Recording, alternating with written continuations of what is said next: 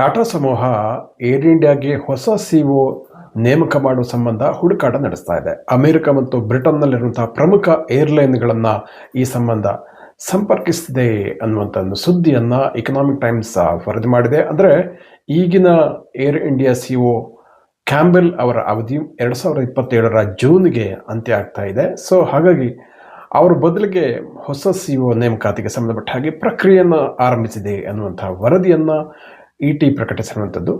So ಅಂದರೆ at the same time air ಇಂಡಿಯಾದ ಈಗಿನ ಸಿಇಒ ಅವರ ಕಾರ್ಯವೈಖರಿ ಬಗ್ಗೆ ಮ್ಯಾನೇಜ್ಮೆಂಟ್ ಒಂದಷ್ಟು ಅಸಮಾಧಾನವನ್ನು ಹೊಂದಿದೆ. ಅಂದರೆ ಟಾಟಾ ಸನ್ಸ್ ಒಂದಷ್ಟು ಅಸಮಾಧಾನವನ್ನು ಹೊಂದಿದೆ ಎನ್ನುವಂಥ ವರದಿಯನ್ನು ಕೂಡ ಎಕನಾಮಿಕ್ ಟೈಮ್ಸ್ ಮಾಡಿರುವಂಥದ್ದು. ಹಾಗಾಗಿ ಏರ್ ಇಂಡಿಯಾದಲ್ಲಿ ಮುಂಬರುವ ದಿನಗಳಲ್ಲಿ ಹೊಸ ಬದಲಾವಣೆ ಯಾವ ರೀತಿಯಲ್ಲಿ ನಡೆಯಲಿದೆ ಮತ್ತು ಹೊಸ ಸಿಇಒ ಆಗಿ ಯಾರು ಆಯ್ಕೆ ಆಗಲಿದ್ದಾರೆ, ಏರ್ ಇಂಡಿಯಾದಲ್ಲಿ ಇತ್ತೀಚಿನ ವರ್ಷಗಳಲ್ಲಿ ಒಂದಷ್ಟು ಆರೋಪಗಳು ಕೂಡ ಕೇಳಿ ಬರ್ತಾ ಇದೆ.